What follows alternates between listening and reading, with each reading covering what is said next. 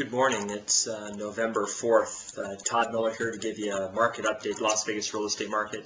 We've had an interesting year, to say the least. I pulled the numbers for the last 30 days. I wanted to go over them because there's some really interesting information in here. As you're probably aware, is of the report we did last month, there were about 26,000 homes on the market last month in all statuses. That means homes available for purchase and homes under contract, because some of those fall out of contract. As of the beginning of November, we have the same number. There's still 26,000 homes on the market.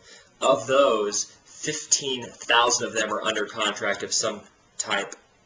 Some of them are repeat offenders, meaning they were under contract, came back on the market, and they're back under contract. Either they fell out because of loan financing or something like that. But there's 11,000 houses available for purchase. 11,000. The breakdown on those 11,000 is that 4,500 of those are short sale listings. And I know that a lot of people are hesitant to go write offers on short sales because of the time frames involved and the risk of loss of not being able to buy something else during that time potentially. 2,200 REOs, which is not a very large amount, which is probably why a lot of people out there are stressed and worried that they're having to put in 10, 20 offers to get one accepted. And the agents who are doing the REOs, like myself, are getting 30, 40 offers on some of the properties.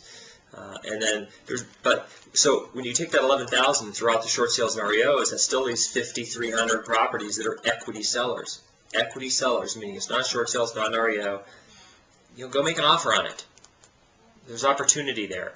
The equity sellers don't have the restrictions the REOs have, where a lot of offers, and they don't have the restrictions of the short sales where you're going to have to wait months and months and months. Okay? In the last 30 days, there have been 3,400 closings, which means we have between about a 3 and 4 month supply of homes. It's artificial. The reason it's artificial is because people can't sell because they're upside down, and the banks have sort of stalled some of the foreclosures to help people do loan mods and things like that. So you've got these people who would normally have tried to sell, but they're kind of being incentivized to stay in the house, and that's hurt people who have been trying to buy a house. My advice for that is, hey, be patient. We're seeing the new inventory come in slowly. As we get them in, we put them on the market. In our office here, we're seeing about 50 a month, which isn't bad. 50 new listings a month to put on the market. They get grabbed up within a week. Typically, we have them under contract. One of the interesting things that I found was that we have a very short supply of homes that are REO homes. Now, this is the breakdown.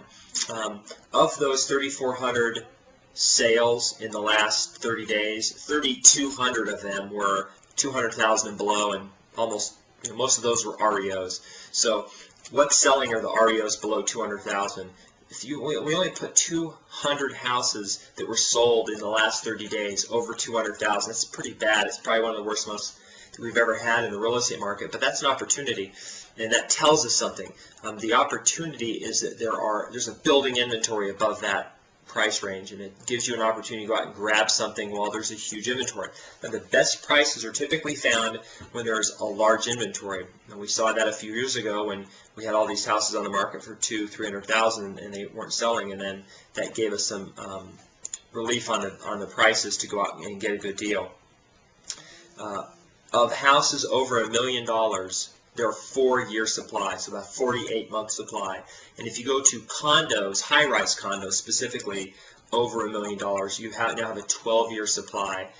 You can read into that whatever you want. Typically, if you have a 6-month supply, that's a normal market. If you have an over 6-month supply, that means prices tend to decrease. If you have less than a 6-month supply, prices tend to increase.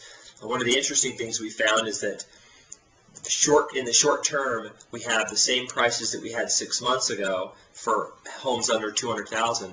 But if you go back 3 months, prices are actually more than we had 3 months ago. And a lot of that's this bump that we felt from the multiple offers and everything. With those numbers, we also have that 60% of the houses out there are closing with FHA. So if you have an FHA buyer, you're not out of luck. You have a shot. It's just a numbers game. When you get 30 offers on a house and 26 of them are FHA, there's a high likelihood one of those is going to be accepted.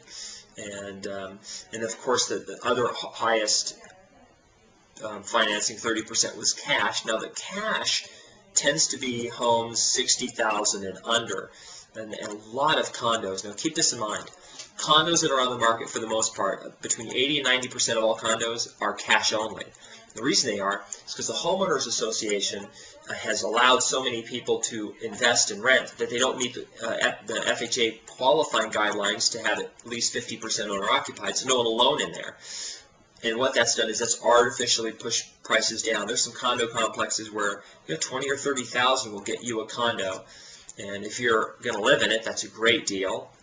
Go borrow the money, pull it out on your credit card and go pay cash and move into a place and save yourself $700 or $800 a month rent. And the other opportunity there also is to come in as an investor with the cash, rent the thing out for $700.